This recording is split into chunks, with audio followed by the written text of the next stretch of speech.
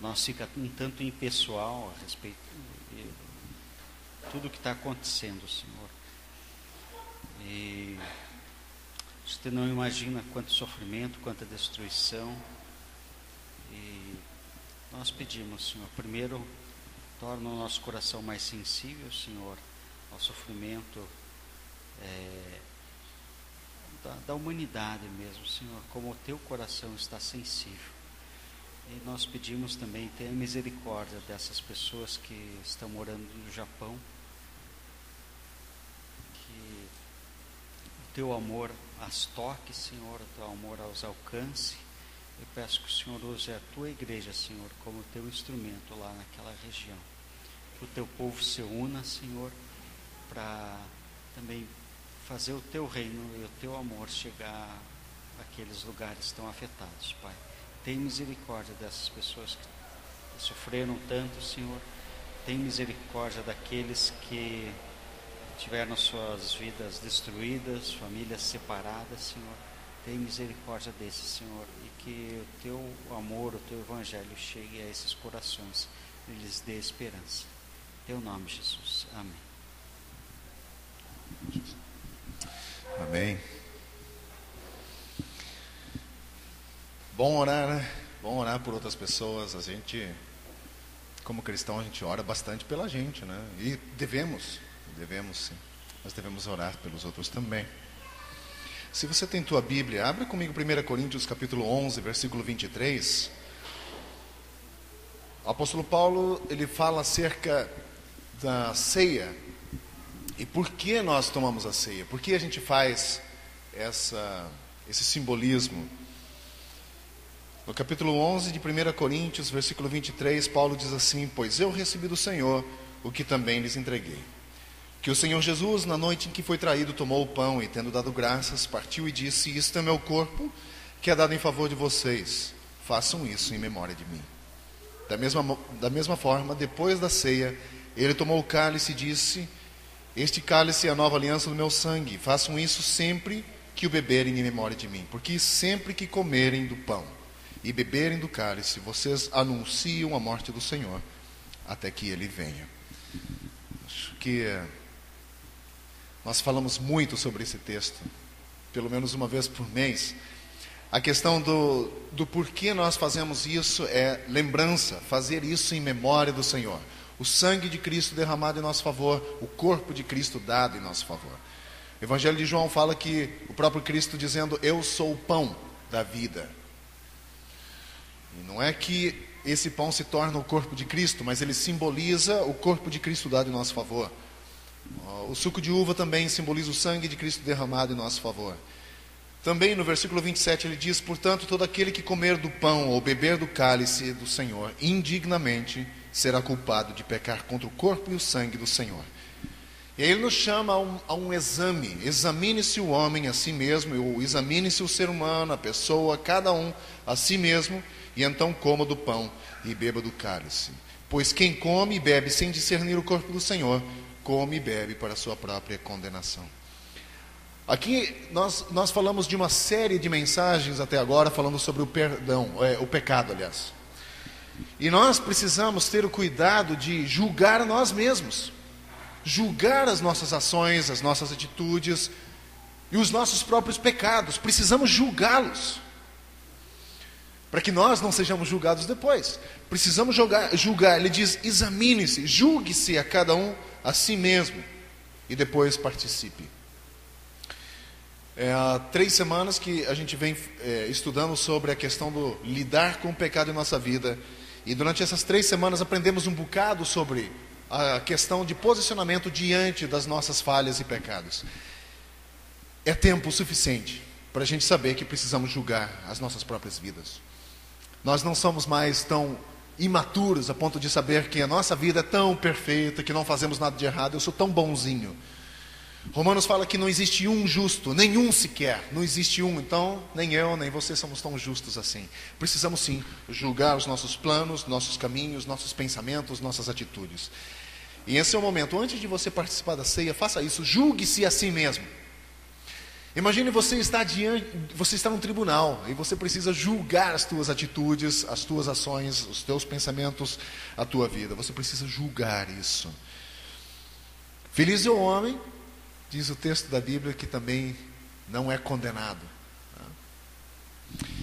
E nós precisamos fazer isso eventualmente na nossa vida. Precisamos sim examinar cada um de nós. Então faça isso nesse momento. Vamos passar alguns minutos fazendo essa autoanálise. E depois nós vamos participar da ceia. Vamos fazer isso?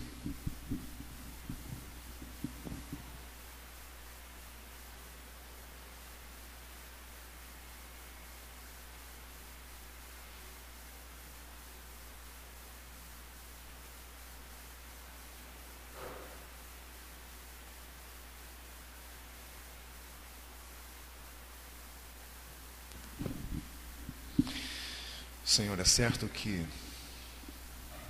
nós temos muito boa vontade em uma série de coisas na nossa vida. Temos boas intenções, temos força de vontade de fazer coisas, mas às vezes a nossa motivação às vezes está errada. E nós pedimos essa manhã que o Senhor nos ajude a sondar o nosso coração, que nós possamos ser confrontados conosco e que, a não ser que o Senhor nos ajude, não temos condição de seguir em frente. Nos ajude essa manhã, Pai, a entender o Teu sacrifício, a entender o Teu perdão, a entender o motivo real que levou o Senhor a entregar a própria vida em nosso favor. E não somente entender isso, mas de aceitar também.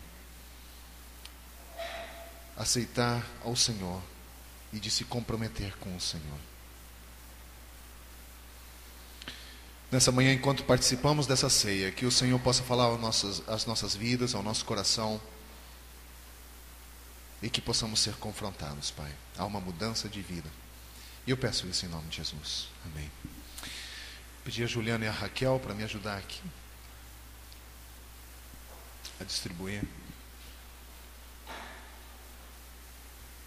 Talvez você fique pensando, será que eu posso, será que eu não posso tomar ceia? Você pode tomar ceia. Se você entendeu o sacrifício de Cristo para a tua vida e você recebeu o Senhor na sua vida como Senhor da sua vida, você pode participar. Independente se você não for dessa igreja, você pode participar.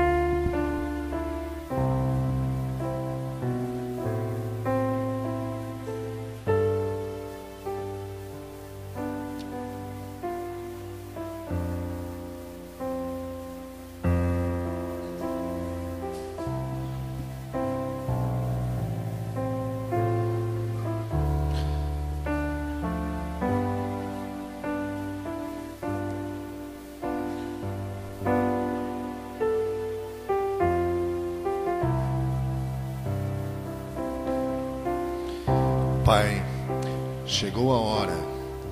Glorifica o teu filho, para que o teu filho te glorifique. Pois lhe deste autoridade sobre toda a humanidade, para que conceda a vida eterna a todos os que lhe deste.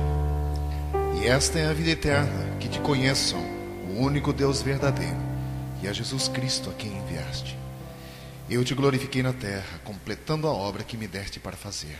E agora, Pai, glorifica-me junto a ti com a glória que eu tinha contigo antes que o mundo existisse.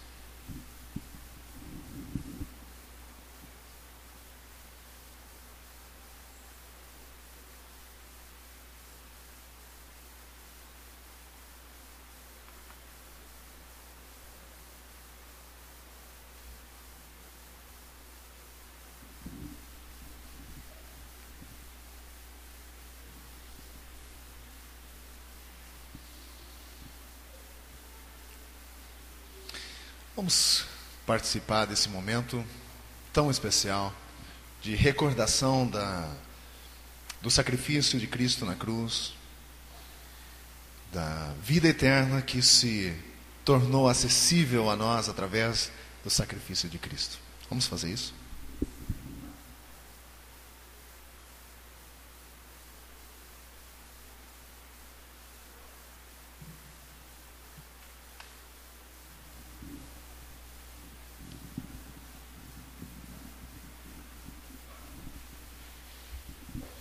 Obrigado, Senhor, pelo teu sacrifício. Obrigado porque, através desse sacrifício, a humanidade toda tem acesso à vida eterna que o Senhor nos concedeu. E queremos conhecer o Senhor cada vez mais. Que nós possamos ser também para a glória do teu nome. Deus, glorifica o teu nome também em nossa vida. Usa-nos, Pai, para a glória do teu nome. Ora sim, em nome de Jesus. Amém. Nesse momento também, se você veio com o teu dízimo e tua oferta, vamos aproveitar esse momento e fazer isso. Você pode trazer o seu dízimo e sua oferta e colocar uma dessas duas caixas. Vamos fazer isso com alegria.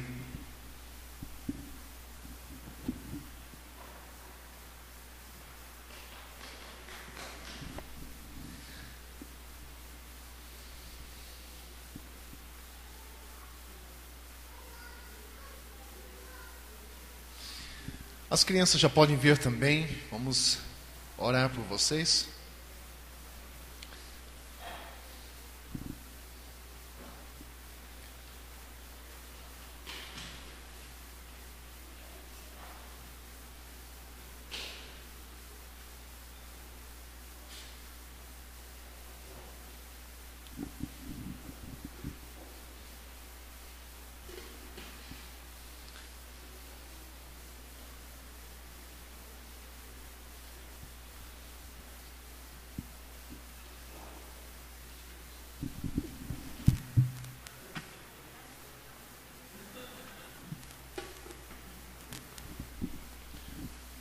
Falta o Mateus.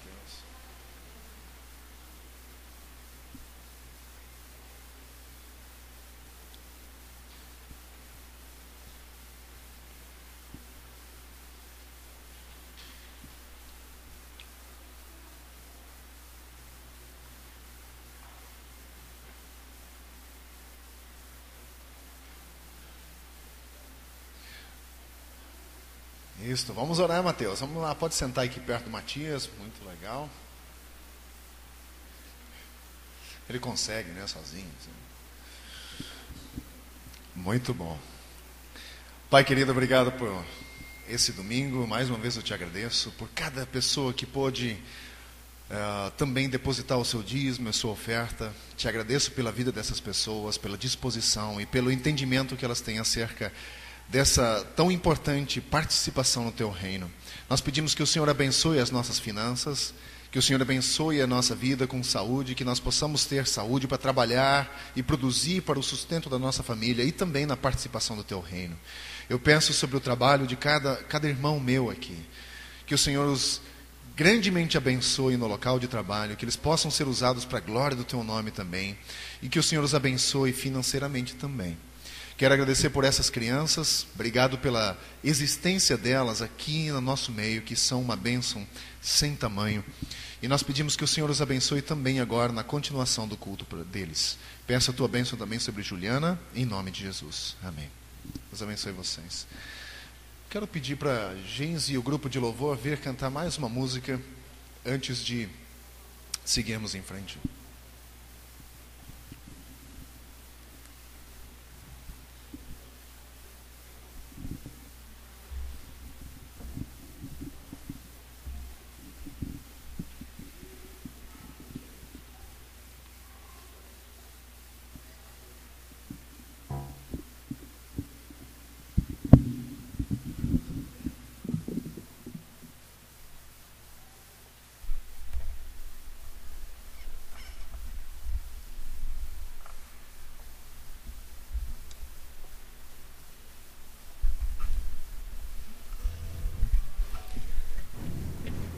quando Jesus morreu naquela cruz, quando ele foi crucificado, ele derramou o sangue dele pela nossa vida, né? E essa semana a gente estava estudando, o livro de Lucas, né, no Ministério de Louvor. E essa semana a gente estava lendo sobre as tentações de Jesus, né, que Jesus foi tentado, ele foi para o deserto para orar, e durante o período que ele ficou no deserto, Satanás ficou tentando ele, né? E o objetivo de Satanás na tentação era o quê? Tirar o foco de Jesus da cruz. Ele queria tirar o foco. E assim ele faz ainda hoje conosco, quando nos tenta tirar o nosso foco da salvação, né? Só o sangue pode nos purificar e nos salvar e fazer com que nós tenhamos essa vida eterna, que é a única coisa que nos importa, porque essa vem o terremoto e acaba, né? Então vamos adorar o Senhor com essa música que fala: o teu sangue, né, leva-me além, né, e diz: nada além do sangue de Jesus.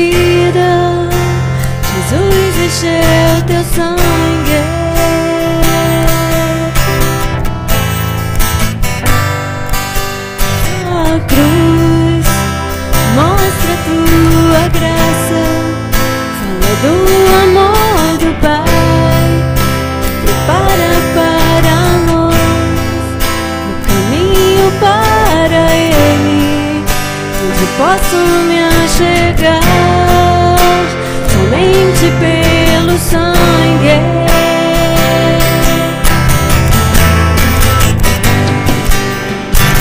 Que nos lava dos pecados, que nos traz restauração.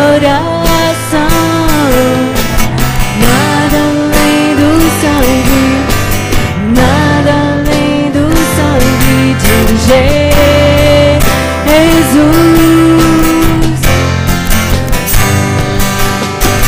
que nos faz brancos como a neve, aceitos como amigos de Deus.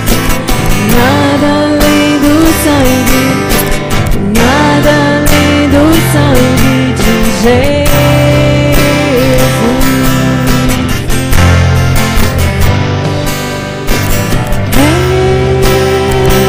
Eu sou livre,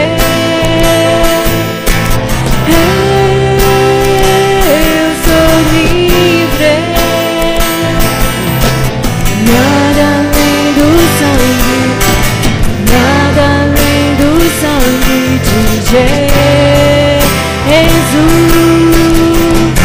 Fala assim: eu sou livre.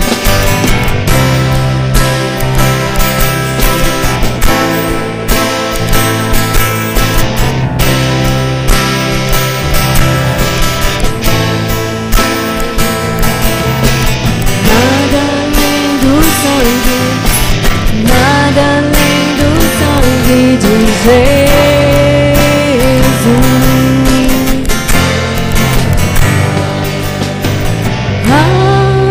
Alva mais que a neve,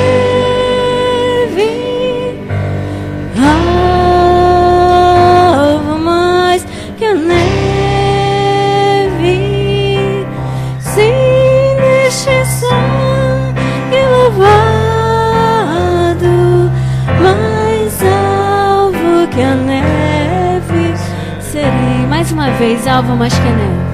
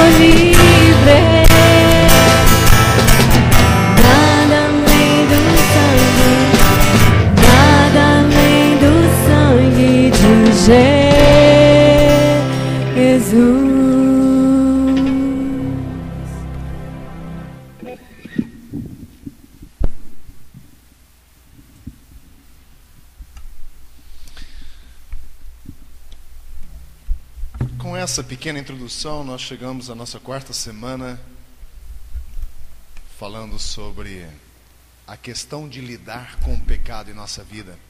E a gente vai encerrar hoje essa parte. Eu gostaria que Cláudio colocasse para mim o slide do Sermão 4, por favor. E, se eu perguntasse para você essa manhã, contar aqui para a gente algum pecado que você cometeu durante a semana, você teria coragem? Bom, contaria o menos grave, né? Contaria aquele, puxa vida, fiquei irritado no trânsito, né? Isso é moleza, né? Porque todo mundo fica. Matou um cachorro atropelado, isso não é pecado, é um acidente, né? A não ser que você jogou o carro em cima, né? Um acidente. Como? Ele não socorreu. Omissão de socorro. Já começa um agravante aí, né? Interessante. Mas nós temos isso faz parte do ser humano. Nós temos a tendência de esconder os nossos pecados. Isso é fato. Então, e quanto piores eles são, mais força a gente faz para escondê-los. E quando são descobertos, a gente tenta negá-los, não é verdade? E a gente percebe quando as pessoas, principalmente na política, né, quando eles são pegos no flagrante, né, com propina e tudo mais, mesmo sendo tão claro a questão da propina, gravado, falando, tão claro, eles ainda negam, não, mas não foi bem assim. As imagens não falam por si. Então é a tendência sempre do ser humano de tentar se desculpar. E essa manhã nós vamos falar sobre uma questão de lidar com o pecado. Nós falamos sobre por que cristãos pecam.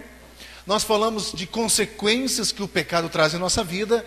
E não poderíamos encerrar de forma diferente a não ser falar sobre o perdão que Cristo traz sobre o pecado em nossas vidas. Não adianta nada você falar que nós pecamos, não adianta nada falar sobre as consequências se nós não falarmos sobre a solução para esse tipo de coisa. Hebreus capítulo 10, versículo 12 e 14 diz o seguinte: mas quando este sacerdote, está se referindo a Jesus Cristo, quando este sacerdote acabou de oferecer para sempre um único sacrifício pelos pecados, assentou-se à direita de Deus. Daí em diante, ele está esperando até que os seus inimigos sejam colocados como estrado de seus pés. Porque, por meio de um único sacrifício, ele aperfeiçoou para sempre os que estão sendo santificados. Então nós estamos sendo santificados, é um processo em nossa vida. Por isso eu digo, cristãos, a partir do momento em que se tornam cristãos, não deixam de pecar, continuam pecando. Só que é um processo de santificação. Os nossos pecados que antes a gente cometia, nós os abandonamos. Mas até o fim da sua vida, você vai lutar com áreas em sua vida. Até o fim. Até o momento em que Cristo chamar você para a eternidade, você vai estar lutando com áreas em sua vida, até o fim. E Cristo ofereceu um sacrifício único e perfeito para que isso acontecesse. E na série de mensagens, né, nós falamos sobre como lidar com o pecado em nossa vida. Acho que você passou bem para frente, né?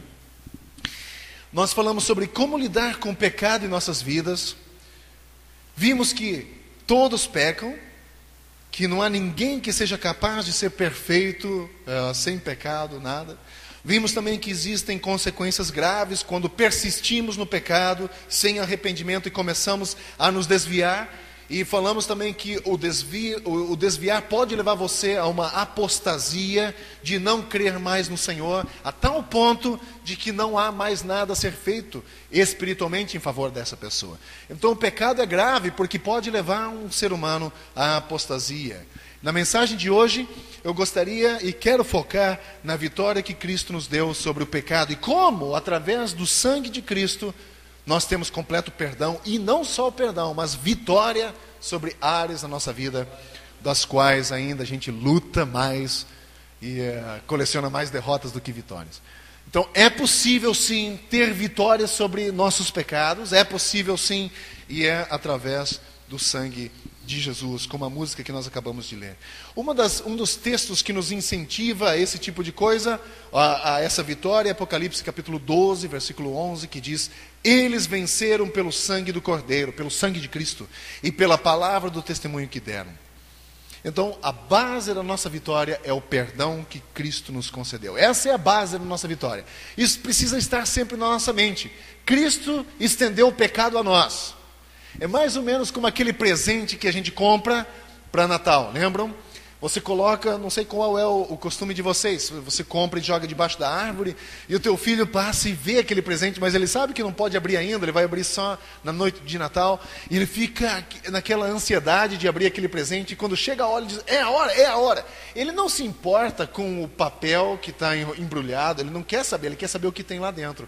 Ele chega e rasga e estraçalha a caixa para tirar o presente e brincar com ele. Cristo nos deu esse presente assim. Nós temos que desembrulhar esse presente e recebê-lo. O perdão de Deus é um presente dado a nós. Mas nós, às vezes, eu não gosto muito desse termo, mas vou usar aqui, não tomamos posse desse presente. Nós precisamos usá-lo, usufruí-lo, porque Cristo nos deu como presente, através do sangue dele. E como nós vimos nas mensagens anteriores, há momento em nossa vida em que nós, como cristãos, pecamos e causamos um estardalhaço. Assim como Pedro quando negou a Cristo. Lembra o estardalhaço que Pedro criou quando ele negou a Cristo? Jesus disse: antes que o galo cante três vezes, antes que o galo cante, você me negará 3 vezes. É um pouco invertido aí. Você me negará 3 vezes. E Pedro diz o quê?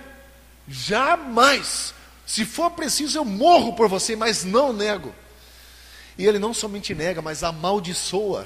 Né? Ele diz: amaldiçoa o dia. Então é uma coisa impressionante o estardalhaço que esse homem causou, e nós não muito diferente. E a Bíblia diz que quando ele percebeu, ou foi chocado com o pecado dele, ele chorou amargamente por causa disso. Ele estava num turbilhão de ódio por si mesmo, pelo pecado, pela perda da comunhão com Deus, pela alegria e a falta de utilidade naquele momento. Por isso que ele saiu e chorou amargamente. E assim como Pedro, ele também foi capaz de receber o perdão e a purificação, nós também podemos ser completamente restabelecidos na comunhão com o nosso Senhor, através desse perdão. Agora, esse é o ponto da mensagem de hoje, a questão do perdão. Como ter perdão e purificação completa quando nós pecamos? Como eu posso ter o perdão completo? Primeira coisa, entender o poder do perdão de Jesus Cristo através do seu sangue. Esse é o primeiro passo para a purificação. Então nós vamos falar um pouco sobre essa questão. Primeira coisa, o sangue de Cristo. Sangue de Cristo, a fim de compreender corretamente o perdão e purificação que temos através de Jesus Cristo, devemos ter uma apreciação ou uma compreensão da vitória que Cristo realizou, derramando o seu sangue na cruz por nossos pecados. Agora, por que o sangue? Vocês já se perguntaram por isso? Por que é tão importante o sangue? É o sangue de Cristo que faz expiação pelas almas. Pode pôr, Cíntia. É o sangue de Cristo que faz expiação pelas almas. Tudo começa lá no Antigo Testamento. O Antigo Testamento é muito importante para que a gente entenda o porquê das coisas. Levíticos fala que, pois a vida da carne está no sangue, e eu a dei a vocês para fazerem oferta por si mesmos no altar. É o sangue que faz oferta pela vida, é o sangue que paga o pecado. Nós falamos sobre as consequências, algumas semanas atrás, sobre as consequências do pecado em nossa vida. Na antiguidade, quando alguém pecava, ele precisa pegar um animal do seu rebanho e oferecer, porque ele não queria morrer. Então ele tinha que abrir mão de um animal do rebanho dele, ele perdia uma parte da herança para pagar pelo pecado dele. E nós, hoje cristãos, perdemos muitas vezes de ganhar por causa dos nossos pecados. Bênçãos que Deus quer nos dar, nosso pecado impede que nós tenhamos acesso por causa disso. Nós perdemos essa comunhão com Cristo, e o nosso pecado nos afasta das bênçãos e das alegrias que Cristo tem nos a oferecer. E Levíticos 17:11 diz que é necessário o derramamento de sangue. E desde o início da história da redenção do homem, que você vê a primeira citação de Gênesis capítulo 3:16, quando diz, um filho vai ser dado, o filho da mulher. A primeira profecia messiânica diz, vai pisar na cabeça da serpente, e essa lhe ferirá o calcanhar. Uma primeira profecia acerca da vinda de Cristo, para anular o poder do pecado de Satanás sobre nossa vida. Desde então, esse desenho vem se mostrando na humanidade, de que Cristo teria que vir para morrer em nosso favor. Hebreus 9:22, que está citado lá, de fato, segundo a lei, quase todas as coisas são purificadas com sangue, e sem derramamento de sangue não há perdão. Por que ele diz quase todas as coisas são perdoadas pelo sangue? Por que ele diz isso? Porque na antiguidade, a pessoa que era pobre não tinha um animal para oferecer. Lembra que ele poderia levar farinha? Até para remissão de sangue, de pecados. Uma pessoa muito pobre não tinha um animal para dar em favor, então ele poderia levar uma efa de farinha, como diz lá. Mas isso não anula o princípio de que pelo derramamento de sangue haveria perdão. É um pouco complexo aí, né? Está um pouco chata essa questão, mas é muito importante que a gente entenda o porquê Cristo teve que morrer. É também o sangue de Cristo que nos purifica dos pecados. Nós cantamos isso agora há pouco, que nos lava dos pecados, que nos faz a transformação. O sangue de Cristo derramado em nosso favor apaga os nossos pecados, que é a base do nosso perdão. Todos os nossos pecados foram pagos pelo sangue de Cristo, todos eles. E é interessante que quando Cristo morre na cruz, ele morre pelos pecados das pessoas que viveram antes, e já com pecados das pessoas que vão ainda nascer. Essa é um grande diferencial do sacrifício que Cristo traz. 1 Pedro 1:18-19 diz, pois vocês sabem que não foi por meio de coisas perecíveis, como prata ou ouro, que vocês foram redimidos ou salvos da sua maneira vazia de viver, transmitida pelos nossos antepassados, mas pelo precioso sangue de Cristo, como de um cordeiro sem mancha e sem defeito, conhecido antes da criação do mundo, revelado nesses últimos tempos em favor de vocês. Quando Jesus morreu na cruz, ele exclamou aquelas famosíssimas palavras, está consumado. Ele quis dizer que mesmo o menor sinal de pecado foi pago com o sacrifício dele. Não existe pecado que passou batido. Não existe. O sacrifício de Cristo foi feito por todos os pecados, por mim, por todo pecador, por todos os seres humanos que aceitam a sua morte expiatória na cruz. Hebreus 10, 12 e 14, como nós citamos antes, fala exatamente isso, que ele ofereceu de uma vez para sempre um único sacrifício pelos pecados e assentou-se à direita de Deus. Por causa desse sacrifício, o sangue de Cristo agora nos purifica de todo o pecado. Não importa mais qual o pecado é. Um dos versículos bases para a gente decorar quando éramos crianças na nossa igreja era justamente 1 João 1,9. Esse versículo era um dos versículos chave. Se porém andarmos 1,7, desculpe. Se porém andarmos na luz, como Ele está na luz, temos comunhão uns com os outros. E o sangue de Jesus Cristo, seu Filho, nos purifica de todos os pecados. O precioso sangue de Cristo, a gente fala, o precioso sangue de Cristo ainda purifica todo filho de Deus que confessa o seu pecado. O sangue de Cristo que me purifica hoje, quando ando e confesso, abandonando meus pecados, é o mesmo que purificou as pessoas há 2000 anos atrás. É o mesmo. Mas, gente, qual é o processo aqui? A questão da confissão. Uma coisa que está ausente de nossa igreja é a questão de confissão de pecados. Precisamos confessar os nossos pecados. Já ouviram falar sobre a igreja católica que havia confissão de pecados, não é? No confessionário. Eu vou dizer uma coisa para você que pode até chocar você um pouco, mas eu não sou tão contra isso, não. Você sabe que eu sou contra, assim, dizer que isso é a solução. Isso, na verdade, funciona na nossa vida como uma forma de terapia também. A Bíblia não ensina para nós que nós devemos confessar os nossos pecados uns aos outros? A Bíblia ensina.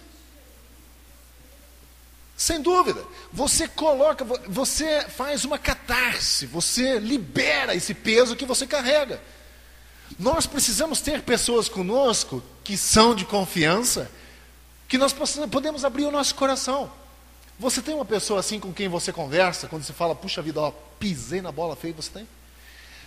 Eu tenho isso, graças a Deus, a gente tem amigos onde a gente pode abrir o coração e dizer, olha, isso aqui eu aprontei uma coisa dessa.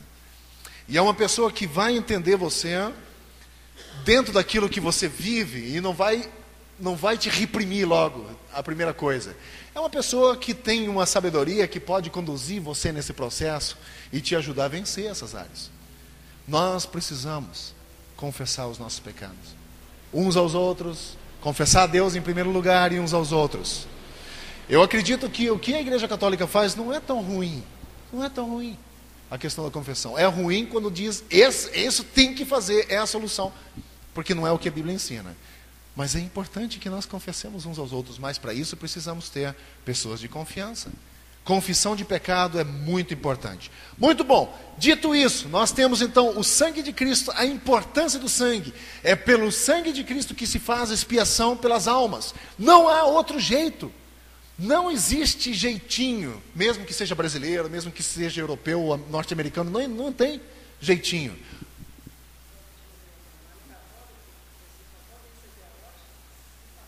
Exatamente. Aí eu começo a ter problemas, entende? Eu começo a ter problemas quando isso se torna uma regra que se você não fizer assim, não dá para fazer diferente.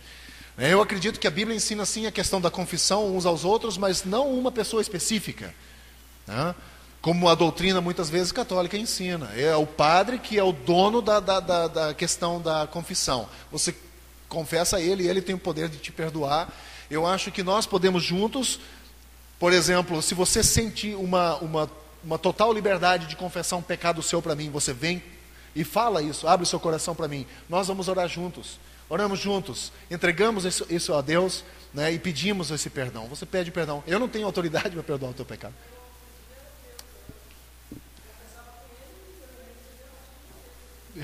Entendi. O que a Bíblia ensina? Que nós não precisamos ter um intermediário entre Deus. Não precisamos ter. A Bíblia ensina isso. Que Jesus Cristo é o que intercede entre nós e Deus. Não precisamos de outras pessoas que ele tem que ir a mim para Deus. Não é o que a Bíblia ensina. A Bíblia ensina que Jesus é o que fez o caminho. E eu posso ir hoje direto a Cristo. Aquilo que você fez é isso mesmo. Eu posso chegar diante de Deus e confessar o meu pecado sem que alguém tenha que me ajudar a levar lá. Agora, o que eu digo da importância de confessarmos uns aos outros é para nosso próprio peso. De libertação de nosso próprio coração, de questões pesadas que eu preciso compartilhar com alguém, que são cargas demais, e eu confesso, compartilho com alguém, e esse alguém me ajuda a conduzir todo esse processo, me ajuda a vencê-los. Nós precisamos. Por isso que hoje afloram tantos psicólogos, né? Então, onde acontece isso. Não há outro jeito, só pelo sangue de Cristo. É o sangue de Cristo que nos purifica de todos os pecados. Você pode fazer obras, você pode fazer o que você quiser, não vai tirar o teu pecado se você não levá-lo a Cristo. É só através do sacrifício de Cristo, a centralidade da cruz de Cristo é o que faz. Charles Swindoll, ele diz, os nossos problemas, nossos pecados, as nossas dificuldades precisam ser vistas através da cruz, a cruz na frente deles, centralidade de Cristo em todas as áreas, no teu casamento, no teu trabalho, no teu pecado, no teu problema, todas as áreas da tua vida, centralidade de Cristo, sempre. Não importa o que você faz depois disso, mas Cristo precisa ter a centralidade. É através dele que você olha. Isso nos leva a como aplicar agora o sangue de Cristo na nossa vida. Nós entendemos que sim, o nosso pecado é através do sangue de Cristo tirado de nós. Mas como nós aplicamos esse bendito sangue em nossa vida? Como nós fazemos isso se tornar eficiente em nós? Talvez você possa pensar em várias maneiras. E a gente vai chegar agora em algo específico. Para os israelitas, não foi suficiente o sacrifício de sangue de cordeiro. Lembra quando eles saíram do Egito? Antes de saírem do Egito, havia algo que eles deveriam fazer. Quem lembra o que eles deveriam fazer? Isso mesmo. Eles deveriam pegar um cordeiro, matá-lo, tirar o sangue desse cordeiro, assar, para comer depois junto, e o sangue eles deveriam marcar as portas da casa, né, os umbrais da porta e das janelas, para que o anjo, quando passasse, não matasse o primogênito daquela casa, certo? Ok, então o sacrifício, só o sacrificar o animal não era suficiente.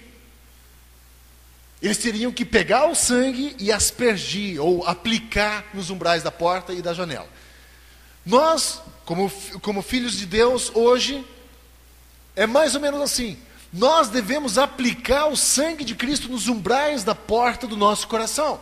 Isso é uma imagem, só uma imagem metafórica, né? Não é algo literal. Mas aquele sangue que Cristo derramou na cruz, nós devemos aplicar em nossa vida. Nós devemos aplicá-lo. Agora, como fazer? O que vocês acham? Como é que a gente aplica o sangue de Cristo se não é literal? Não dá para fazer igual os israelitas fizeram. De novo, gente, a história de Israel, do Antigo Testamento, assim como 1 Coríntios diz, é uma imagem, é um exemplo para nós. Tudo que aconteceu lá é um reflexo de espiritualidade para nós hoje. Aquele tabernáculo simbolizava Cristo. Passar o sangue nos umbrais da porta tem uma simbologia espiritual para a nossa vida hoje. Ela não é aplicável diretamente, literalmente, mas é uma imagem do que nós vivemos hoje. Como nós podemos aplicar o sangue de Cristo em nossa vida? O que vocês acham? Arrependimento? Como é que eu me arrependo? Reconhecer os pecados. Como que eu reconheço o pecado? Como? Admitindo. Confessando, admitindo, falando para alguém, legal? Agora, que posicionamento eu tenho que ter com relação ao meu pecado? Nós falamos aqui antes sobre 1 Coríntios 11, quando ele fala assim, julgue-se, olhe para dentro de você mesmo. Como é que tem que ser isso? Qual é o teu posicionamento diante do pecado? O que você precisa ter? Sem dúvida, arrependimento é o processo final, né?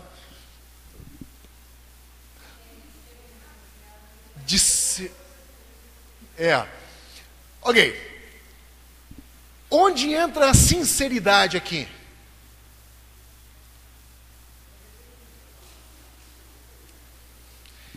Você tem que ser muito sincero para admitir que o que você fez é pecado, não é verdade? Como eu disse na introdução aqui antes, nós seres humanos, nós gostamos de justificar as nossas falhas. Não, mas não foi bem assim. Nós precisamos ter, em primeiro lugar, precisamos sinceramente, com sinceridade, confessar e abandonar os nossos pecados. Primeira coisa, sinceridade. Você precisa entender e aceitar que o que você fez é pecado. Se você não entender isso como pecado, você pode fazer o que você quiser, vai ser uma justificação e não uma confissão. Não adianta nada, você sabe exatamente o que é. Eu vou confessar porque a Bíblia manda confessar, então eu vou confessar, mas a sinceridade não aconteceu. Você não sentiu. Nós viemos falando já há 3 semanas sobre a questão do temor ao Senhor, saber que o que você faz tem consequência. Isso te leva a sinceramente entender que o que você fez é pecado e também querer abandonar isso, de não querer mais parte nisso. Como? Mas não tenha dúvida. Não tenha dúvida, quem nos convence do pecado, da justiça e do juízo é o Espírito Santo. Por isso que o pecado contra o Espírito não tem perdão, porque quem convence é o Espírito Santo. Se você não o aceita como esse instrumento de convencimento na tua vida, não tem mais ninguém que vá te convencer. Teu marido não vai te convencer. Teus amigos não vão te convencer. Uma música emocional não vai te convencer. Nada vai te convencer se o Espírito Santo não for o agente, como você disse. Se o Espírito Santo não for o agente que vai fazer isso na minha vida. Tudo é através do Espírito, Ele vai nos convencendo. Você lembra, cada um de vocês lembra quando vocês andavam sem Cristo, antes da tua entrega de vida a Cristo, antes da conversão. Você fazia tudo que dava na telha. E nunca alguém te disse, ou se sentiu tão mal assim. Tá bom. Aí de repente você entrega a tua vida a Cristo. No processo você vai amadurecendo. Olha para trás, como era a tua vida antes. De coisas que você fazia, e no processo até aqui você começa a ter uma maturidade tão grande. E dizer, puxa vida, aquilo lá foi horrível. Não quero fazer mais. A ação do Espírito na tua vida. E até de hoje até o final da sua vida vão haver outras áreas onde o Espírito vai te revelando aos poucos. É gradativo, é o processo de santificação. Hebreus, que acabei de ler, é aqueles que estão sendo santificados. O processo até o final da nossa vida. Por isso eu sou tão contra o processo de querer moldar uma pessoa por fora sem se importar com o interior dela. Porque não adianta você pegar e basicamente obrigar uma pessoa a recitar certos versos, a recitar ou vestir um certo tipo de roupa e tratar somente o exterior e esquecendo o mais importante, que é o interior. É exatamente o processo contrário. Quando nós entregamos a nossa vida, o Espírito começa a trabalhar no nosso interior, que vai tomando o nosso exterior. É um processo que começa lá de dentro. E não é da noite para o dia. Algumas coisas são da noite para o dia, algumas coisas. Tem conversões que você diz, uau! E tem outras que demoram 20 anos. A minha conversão foi um processo. Eu entreguei minha vida a Cristo aos 7 anos de idade, 6, 7 anos. E só foi acontecer aos 19, quando eu entendi perfeitamente. Um processo aí de 12, 13 anos. É um processo. E tem gente que da noite para o dia acontecem coisas incríveis. Nunca foi o meu caso. Precisamos sinceramente confessar e abandonar nossos pecados. 1 João 1,9 diz, se confessarmos os nossos pecados, Ele é fiel e justo para perdoar os nossos pecados e nos purificar de toda injustiça. Qualquer cristão que honestamente confessa seus pecados a Deus é imediatamente perdoado. E aqui nós temos que trabalhar com uma coisa muito séria, porque Deus nos perdoa a partir do momento que eu me confesso a Ele. Mas eu às vezes não me perdoo. Já perceberam isso? Já deve ter acontecido na sua vida também. De você não se perdoar por algo que você fez, que acaba se constituindo de novo num outro pecado. Sabe por quê? Porque você tomou o lugar de Deus e não está se perdoando por algo que Ele já perdoou. Não parece confusa a coisa? A partir do momento em que você confessa o teu pecado a Deus, pode acreditar, é a promessa de Deus. Ele é fiel e justo de nos perdoar, e não somente perdoar, mas purificar dos pecados. O que eu devo fazer daí? Qual que é o meu posicionamento correto depois da confissão? Agradecimento pelo perdão. E aceitar o perdão de Deus. Quantas vezes você agradeceu depois de confessar um pecado ao Senhor pelo perdão? Esquecemos. Não deveria. Confessou o teu pecado, pecado confessado é pecado perdoado. Confessou o pecado, recebeu o perdão, agradece a Deus. E aí começa a fazer de tudo para abandonar, né? Tem que haver essa sinceridade, honestidade. 2 Coríntios 7,10 diz assim, a tristeza que vem de Deus, porque Deus nos entristece às vezes por causa do nosso pecado, essa tristeza vem de Deus, vem do Espírito quando nós pecamos, não produz remorso, mas sim arrependimento, que leva à salvação. Mas a tristeza que não provém do Senhor, produz morte. E aqui nós vemos dois grandes exemplos. Pedro, quando Pedro peca contra o Senhor, nega a Jesus e todas aquelas coisas, ele não sente remorso. Ele sente uma tristeza que o Espírito tocou o coração dele, que o levou ao arrependimento. O que Judas fez? Judas também peca, mas o que ele sente? Remorso. E o remorso levou ele ao suicídio. Gente, quando o Espírito toca o nosso coração, é uma tristeza que Ele coloca lá para nos levar ao arrependimento. É o Espírito que diz, puxa vida, isso não foi legal, isso foi uma afronta ao Senhor, isso nos entristece o Espírito. Foi o que aconteceu com Davi. Imagine se o seu filho vem para você. Nós gostamos disso, né? Quando o nosso filho vem para nós e diz, puxa, eu esqueci de agradecer por isso que você fez para mim. Ontem à noite foi uma dessa experiência. É claro que ele quer ficar perto da gente. E a gente colocou ele para dormir. E a Raquel ainda estava aqui embaixo. E a gente colocou ele para dormir no quarto, na cama dele. E eu já estava deitado. De repente ele levantou e veio até o nosso quarto.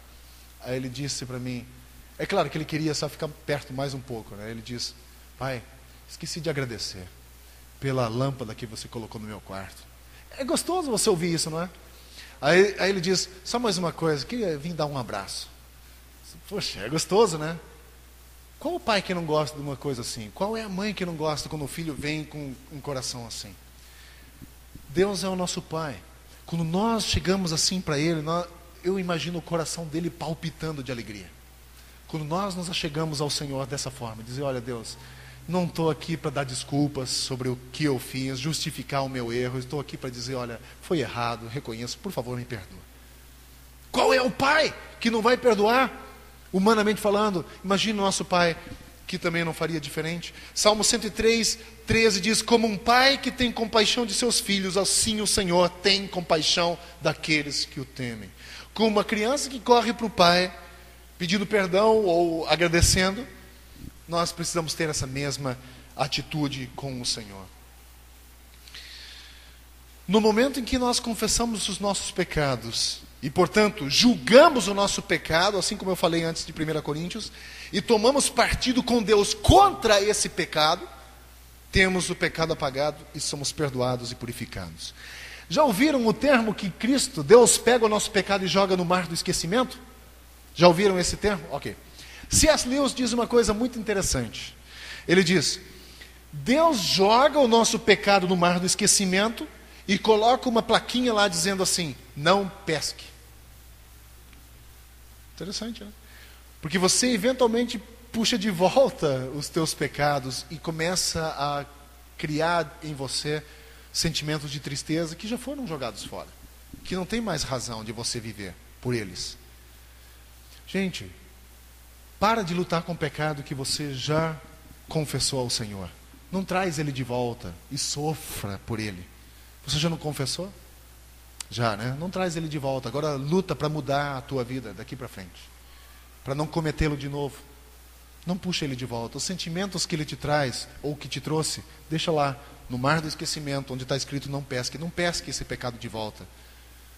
Então não faz mais isso. Deixa ele lá. Deus não vai mais pedir conta dele. Lançou lá. Então não peça mais conta de novo, traga de volta esse pecado para você. Agora, o que é uma confissão sincera? A palavra sincera vem de um termo do latim, né, que é sincera. Antigamente eles faziam esculturas de um certo tipo de pedra que era muito poroso. E a chuva, às vezes, lavava essas esculturas e fazia pequenos buracos. Então, o artífice, né, gostaram dessa palavra? Pegava e preenchia os buracos com cera. E vendia aquela obra de arte como se ela fosse perfeita. Só que com o tempo a cera caía. Né, e aí ficava exposto o problema. E isso vem para nós, entra no nosso vocabulário como algo sincero, sem cera, sem máscara, sem maquiagem. Algo do que é real. Algo real. Essa deve ser a nossa atitude diante dos nossos pecados. Algo real. O que é confissão sincera? Em primeiro lugar, confissão sincera é chamar o pecado de pecado, sem dar desculpas.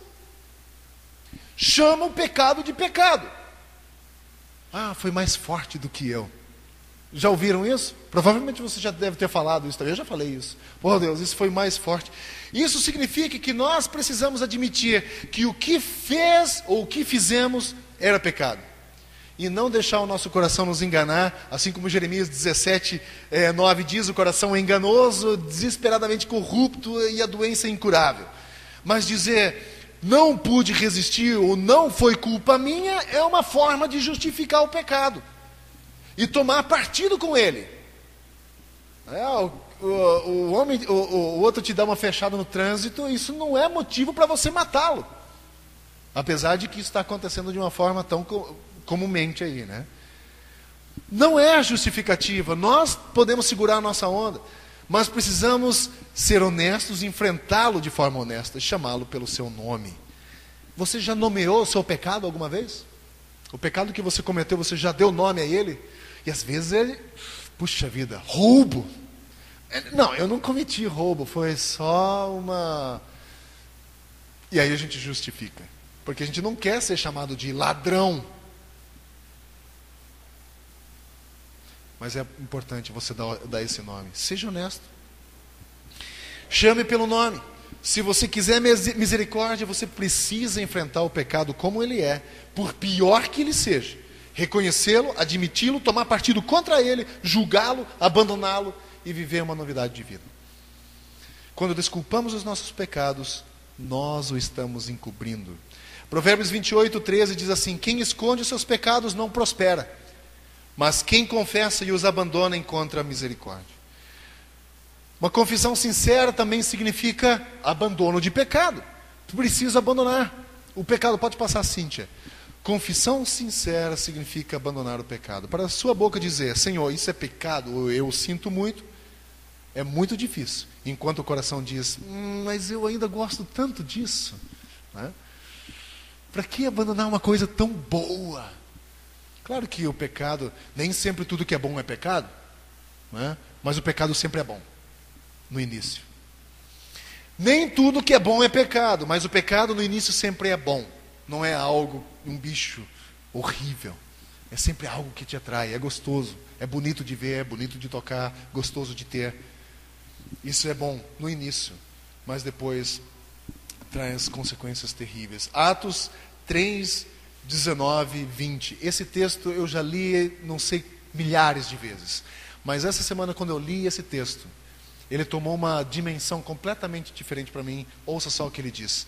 Atos capítulo 3, versículos 19 e 20 diz assim: arrependam-se, pois, e voltem para Deus, para que os seus pecados sejam cancelados. Agora prestem atenção. Para que venham tempos de descanso da parte do Senhor. Você está precisando de descanso na tua vida? Muitas vezes as confusões que nós enfrentamos na nossa vida são resultados de pecados. Sofrimentos que às vezes enfrentamos na vida são resultados de pecado. E o texto diz, arrependa-se e volte para Deus, para que os seus pecados sejam cancelados e para que venha tempos de descanso da parte do Senhor. Isso não dá a você para mim trouxe um ânimo tão grande de saber que Deus não somente se agrada da nossa confissão, mas Deus ainda devolve para nós um período de descanso que a gente não consegue explicar. Porque é a paz que temos com Deus de novo que traz para nós. Qualquer confissão direta do pecado vai agradar a Deus, trazendo perdão, purificação e descanso. Mas também qualquer pecado que você quer confessar, qualquer purificação que você quer alcançar, qualquer perdão que você quer ter, vai depender da sua vontade. Eu preciso ter vontade de dar o passo, de caminhar, de ir em frente. Reconheço as minhas transgressões e o meu pecado me persegue sempre. Salmo 51. Cria em mim um coração puro, ó Deus, e renova em mim um espírito estável. Uma confissão honesta significa que você está cansado do pecado e que quer a diferença. Esse texto de Salmo 51 é quando Davi peca com Batseba. E ele diz, olha, o meu pecado está sempre diante de mim. E ele diz, por favor, Deus, cria em mim um coração puro e renova dentro de mim um espírito inabalável. Confissão sincera também inclui restituição. Mateus 5, 23 e 24 diz, portanto, se você estiver apresentando sua oferta diante do altar, e ali se lembrar de que o seu irmão tem algo contra você, deixe sua oferta ali, diante do altar, e vá primeiro reconciliar-se com o seu irmão. Depois volte e apresente a sua oferta. Às vezes a gente fala sobre ofertas de louvor ao Senhor, pois eu vou dizer uma coisa para você. O texto nos ensina que nós não podemos levar uma oferta de louvor e de adoração ao Senhor se eu tenho problemas com o meu irmão. Eu preciso ir acertar as coisas com o meu irmão. Deixe a sua oferta ali, não entregue ao Senhor. Deixe ali, volte, reconcilie-se com seu irmão, depois você vem de novo e apresenta a sua oferta ao Senhor. Esse deve ser o processo. Talvez você tenha na sua vida, nesse momento, que dizer a alguém que você está arrependido de algo que você fez a ele. Talvez você tenha alguém que você tenha que dizer, olha, sinto muito. Sinto muito pelo que eu fiz. E eu vou encorajar você a fazer isso.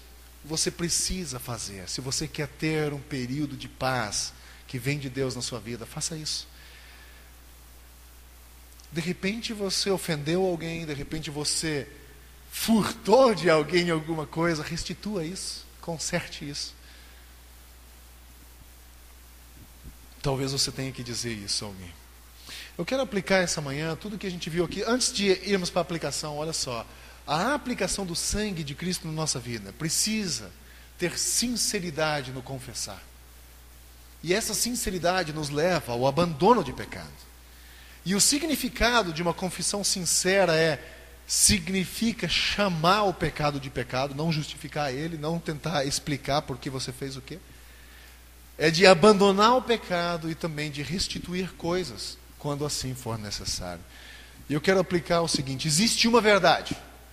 1 João 1,9 diz: se nós confessamos os nossos pecados, Ele é fiel e justo para perdoar os nossos pecados e nos purificar de todas as injustiças que talvez nós cometemos. Apenas você precisa se certificar de uma coisa: que a sua confissão é honesta. Uma confissão de alguém que julgou o seu pecado honestamente e que se arrependeu do pecado e que quer se transformar a partir dele. E que faz qualquer coisa que pode ser feito para viver diferente de agora em diante. Qualquer coisa menos que isso é uma confissão não honesta de pecado. Não deixe de ter o perdão e a purificação que você precisa, tratando do seu pecado de forma leviana. Essa é a forma como o sangue é verdadeiramente aplicado ao umbral das portas do nosso coração. É fazendo isso, sinceridade de coração. Hoje nós vamos encerrar sem música agora. Nós não vamos cantar outra música.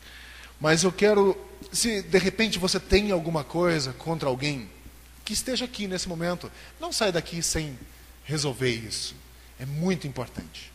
Se talvez você tenha alguém da sua família ou fora daqui, coloque isso como algo de prioridade para a sua vida, de ir e resolver isso. Isso vai fazer com que esse texto de Atos 3 seja realidade em sua vida.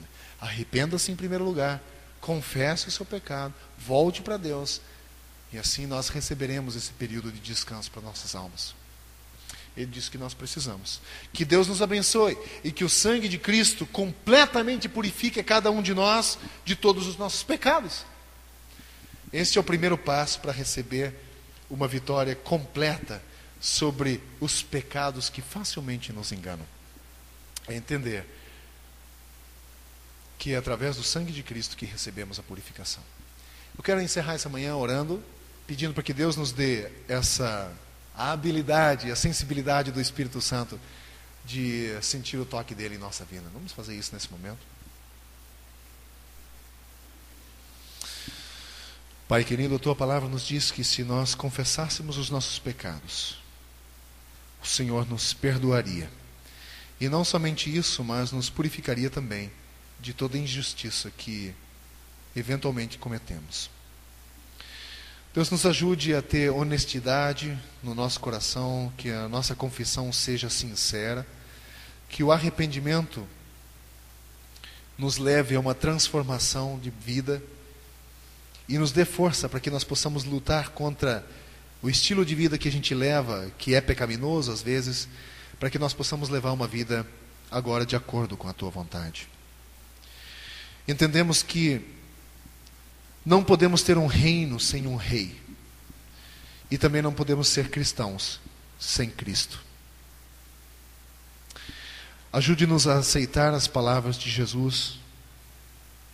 Ajude-nos também a adequar-nos à obra que Cristo fez e de nos comprometermos com Ele. Ajude-nos a aceitar e entender os princípios e ensinamentos bíblicos que Jesus veio nos trazer. Ajude-nos a também nos comprometer a viver de acordo com esses princípios e ensinos. E que a mesma graça que abriu os nossos olhos para a salvação, para a necessidade do Senhor na nossa vida, essa mesma graça trabalhe em nós o desejo de nos submeter cada dia mais ao Senhor. Deus, nessa manhã eu peço que o Senhor nos ajude nesse dia. E que se existe algo que precisa ser confessado, se existe algo que precisa ser acertado, nos dê a tranquilidade, a força e a capacidade de fazer. Que nós possamos nos comprometer com Tua obra e com o Teu sacrifício, Pai. Eu peço que o Senhor nos abençoe nessa manhã, ainda em tudo o que fizermos. Que quando sairmos daqui, possamos sair daqui cheios do Teu Espírito. Derramando do Teu Espírito, por favor. Peço também que a Tua graça, o Teu amor, que a graça do Senhor Jesus, o amor de Deus o Pai, a comunhão e consolação do Espírito Santo seja conosco hoje e sempre. Oro assim, em nome de Jesus. Amém. Amém. Pode.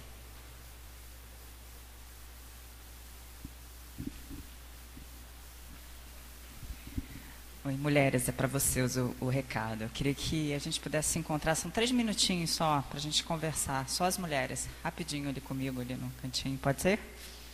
Então é só isso, obrigada. Os homens nem queriam mesmo.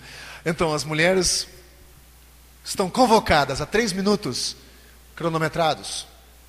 Deus abençoe vocês, um bom dia.